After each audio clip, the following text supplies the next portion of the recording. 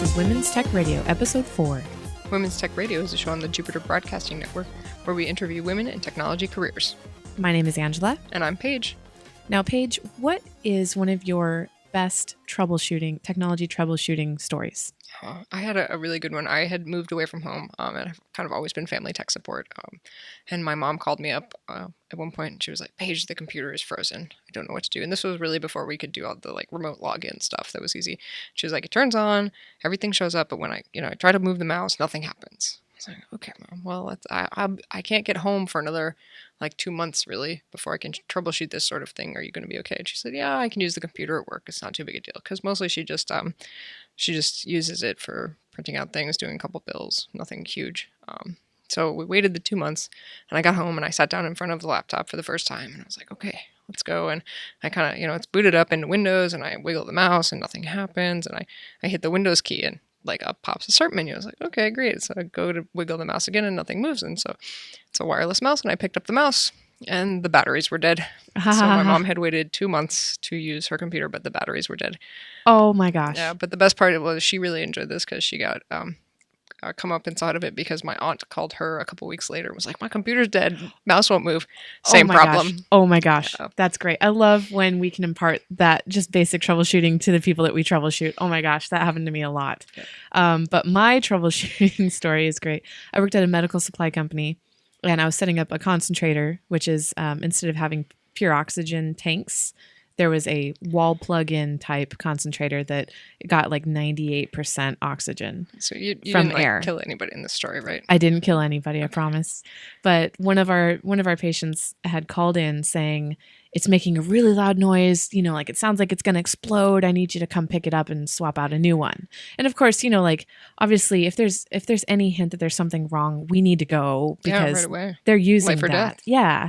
So we go and I didn't go personally, but I found out later that they were keeping their concentrator in a closet, which is not good because it needs air circulation because it's using our air to turn it, into concentrating the air. Yes. They had a vacuum on in the same closet.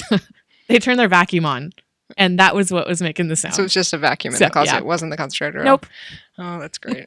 So, all right. Well, so before we get into the interview, I just want to mention that we have a page where you could fund WTR. It is patreon.com/today, and it is the Tech Talk Today Patreon. It supports the entire network, but the Tech Talk Today show is our thank you to the people that are helping to fund what we do. Awesome. Now, who did we interview today?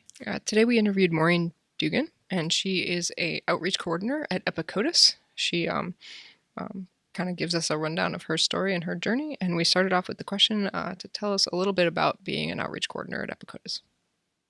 Sure. I work for a web development boot camp called Epicodus, and I'm our outreach coordinator. So I'm a graduate of the program, and right now I work helping all of our graduates find full-time positions as web developers and also coordinating our internship program. So we give people a chance who have been learning Ruby on Rails to continue learning in wonderful environments. Awesome. Can you tell us a little bit about Epicodus, the program? Yeah, it's a 4-month full-time web development boot camp for people who want to change careers. It's designed for people who really have no experience web developing at all, but have shown some interest in it and are really excited to make a full jump and make the commitment to starting a brand new career. We have a lot of different people in the class, and we really value diversity. We value that the different perspectives that different people bring to the table.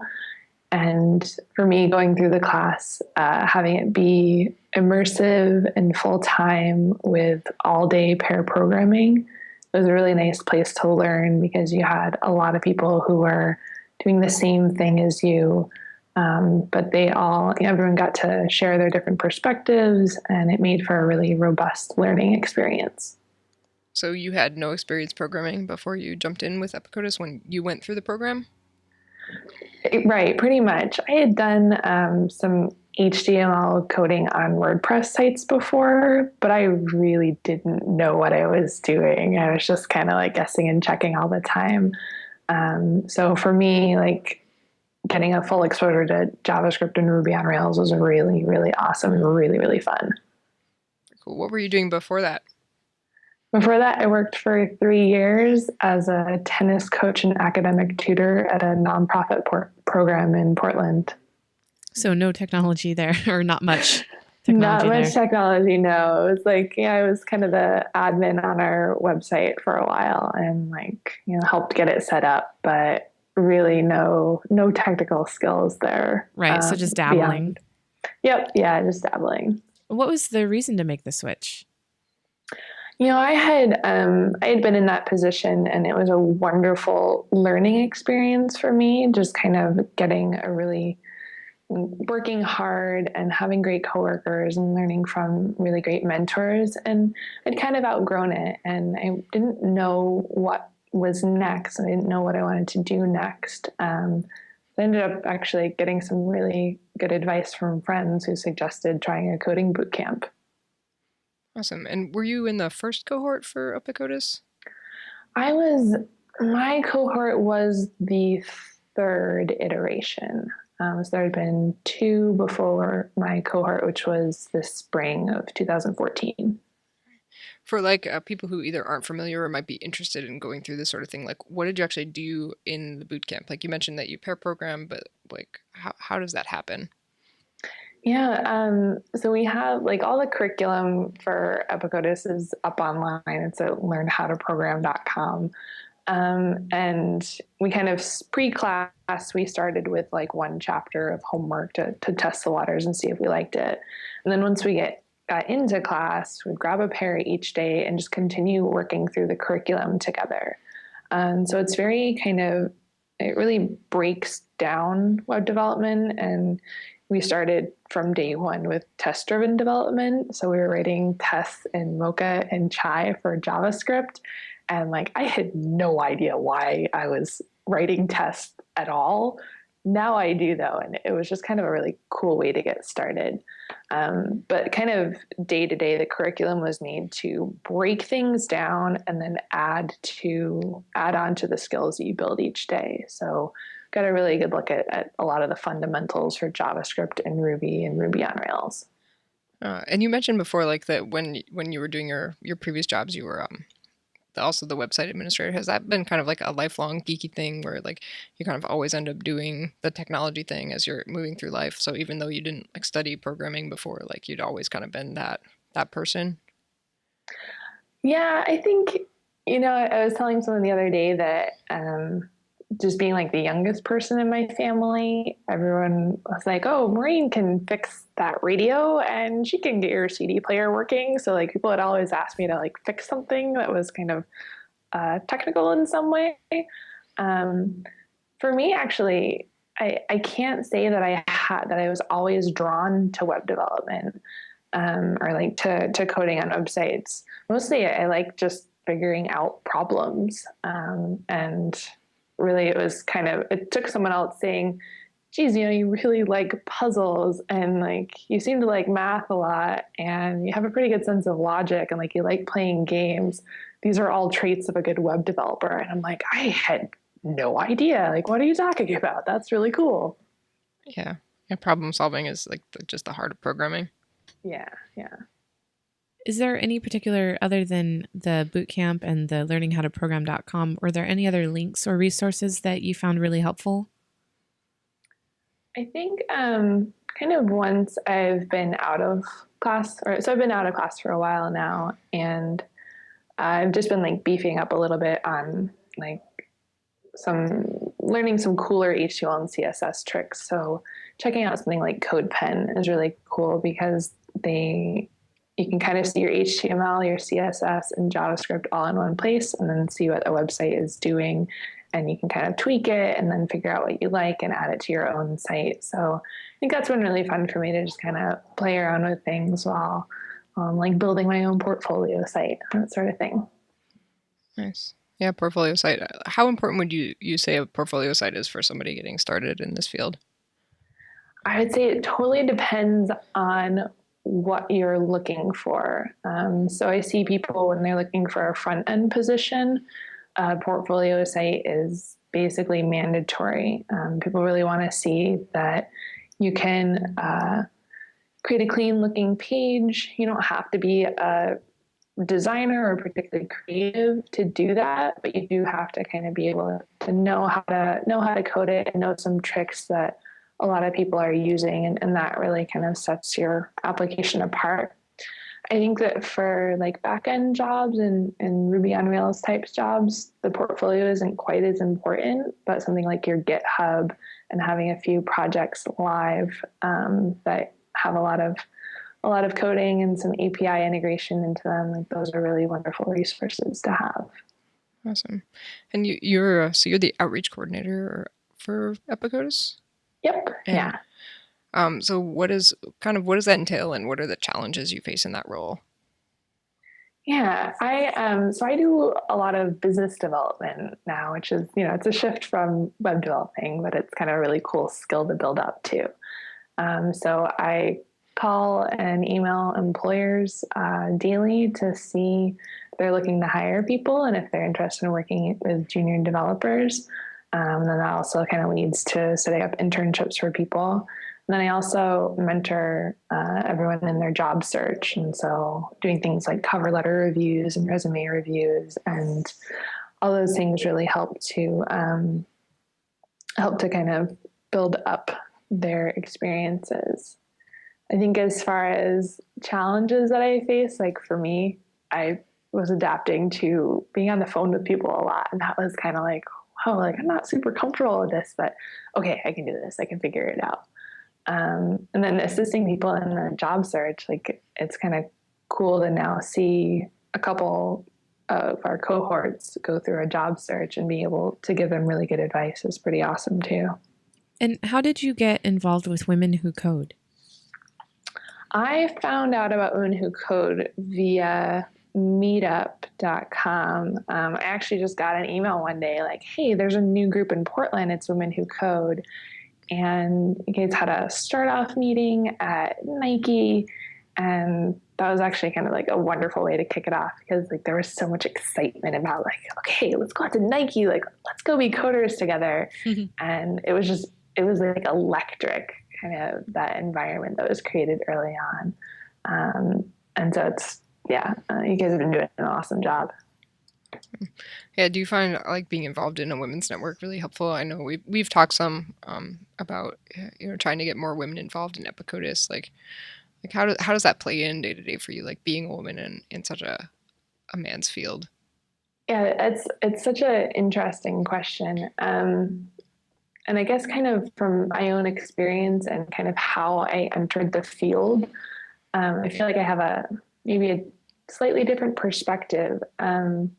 The environment here in class at Epicodus was really, really really open and really welcoming. So I guess for me in this environment, I never really felt like an outsider as a woman. I felt like I was part of the team of everyone who was new starting here together.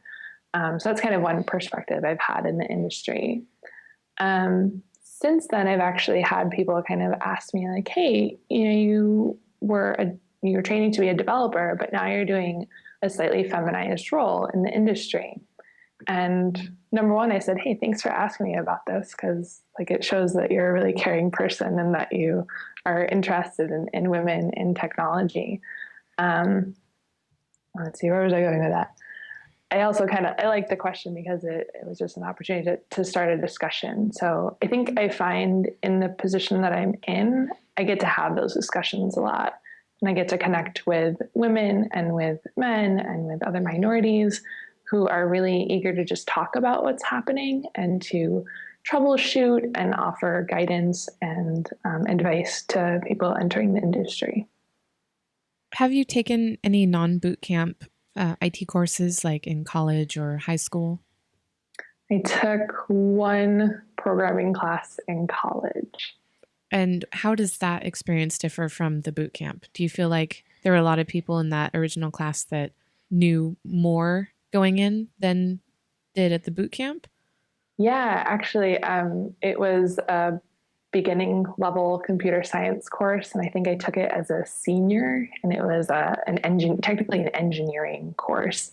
I knew no one in the class. Everyone else was an engineering major, and like I was a liberal arts major.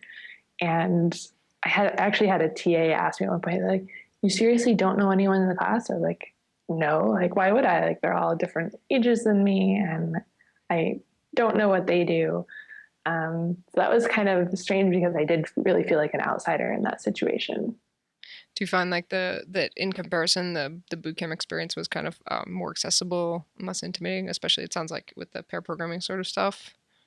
Yeah, yeah, I had such a good time here, and also like anytime there was an issue, because you know anyone could experience um, someone saying, "Hey, I know this. You have to listen to me." That could happen to anyone in class. It wouldn't just be happening to women. It could be happening to guys. So we could all kind of share in like troubleshooting. Well, hey, wait a minute. Like, no one should be talking this way to anyone else. No one should be saying that they know everything and making someone feel bad for not knowing something. So it kind of let us address issues that came up as everyone's a beginner, everyone has a different perspective, and it's really just important to value that. And how about your class size? How big was the class in your boot camp? There are 60 students in all. 60? Yeah, yeah. Wow. Well, that's a lot of people. Yeah. Mm-hmm. That's a big class. Yeah. Awesome. Do you find it's different coaching men and women through the job search process? Like how I know you've had women come through Epicodus. Has it been different coaching that experience? That's a good question. As far as like the job hunt goes, the easiest people to coach are people who have looked for jobs a lot before. They just kind of know the routine and they know what to do. Sometimes it comes down more to age, I think, in the job coaching environment. Like, how often have you searched for jobs? If it's your first time doing it, it's really intimidating. So I haven't seen much of a gender divide in that, actually. That's good. I would have thought that maybe like resume suggestions might be a little different for women versus men. Or even the type of positions to apply for. I mean, not necessarily that women can't apply for any job, but I found more like willingness to apply for positions was different between my guy friends and my girlfriends. yeah, right. Yeah. I think that I have to look at it on an individual level, and I've heard men say, "I didn't feel like I was applied for that. I didn't feel like I was a good fit for a position, so I didn't apply to it." And I hear women say the same thing. Mm-hmm. And then I've also seen people take feedback really well too. And I don't know if that's partly like the environment that we kind of set everybody up in here to be really ready for feedback and responsive to it. I can't say for sure, but I haven't ever felt like someone wasn't taking my advice, regardless of if they're a man or a woman. It seems like everyone's been really receptive to it, which is pretty cool. That was pretty cool. Great. We've talked a little bit to some people about the pair programming thing before, and several of our interviews before have had people who experience pair programming. Are you finding that there are actually some companies out there that are adopting pair programming, like as you're getting people jobs out in the area and things? Yeah, I think most of the time when I hear about pair programming in the workplace, it comes in a couple forms. Some companies will say that developers team up when they're working through a really difficult problem. And, it's new for a couple of people, so they team up together so they can all learn it at once. I've heard other people say that they practice pair programming specifically when they're onboarding a junior developer. So for for like the first week they pair, and then maybe in the weeks after they pair less often. But it tends to be a way to kind of bring someone up to speed pretty quickly and make sure that everyone's on the same page from the beginning. I think with the exception of a place like Pivotal Labs, I don't hear of a lot of companies doing it on a regular daily basis. Although no, I did hear of one recently. All their developers are remote. And if they pair up on a specific PR, a pull request, they actually don't have to have it reviewed by any other team members. So if it was a pair working on it, it can be automatically merged into master once it goes through all the checks and balances. Oh, that's a pretty cool idea, actually. Yeah, I was like, that's really good motivation to have senior developers pair. So, what are you excited about technology right now? Like, kind of what's getting your passion going? I think I mostly just love how technology is. There's so much going on. There's so many new things, and I love how everything new seems to be so accessible. So, like, Paige, you were hosting a Swift workshop here recently, and there were just resources to use and a good group of people to work through, kind of learning, what Swift is. We had a Meteor JS workshop here last night, and it was just like a cool environment where everyone was really eager and ready to get started together. So I guess I really enjoy the community that seems to be developing around technology, and new things seem to attract groups of people that kind of want to bash their head against it and figure out what's going on and figure out what they can do with it. So I really like that sense of community. I think bashing your head against it is a good way to describe this program. How about what's probably the best piece of advice you've either given or been given on your kind of your journey into getting into tech and stuff? I think one really effective thing was to kind of find what interests you most. There are so many things out there that it's kind of easy to dilute your story, so to say, and just say, yeah, I'm interested in web development. I'm interested in being a full stack developer. If you can kind of find a specific thing that really interests you, then I think that it really helps you tell your story, and it helps people envision what it's like to work with you. So for me, I was really lucky to have a friend who is mentoring me and who is really espousing all of the wonderful things that tester and development really gives you. Principally, that writing tests will save you so much in the future if you can commit to doing it on a regular basis and always doing that first. And so when I've been able to tell that story to people, I've always gotten really great feedback that they kind of feel like I have a sense of identity about who I want to be as a developer. And so that seems to be something where if you can kind of tell that personal story and what really, really interests you, it's something that can be really helpful as you continue to grow. That's really cool. Right. Okay. Well, thank you so much for joining us today, Maureen. Yeah. Thanks for having me. All right. Now, if you want to be on Women's Tech Radio, or if you'd like to send us feedback or a topic idea, please email us at wtr@jupiterbroadcasting.com.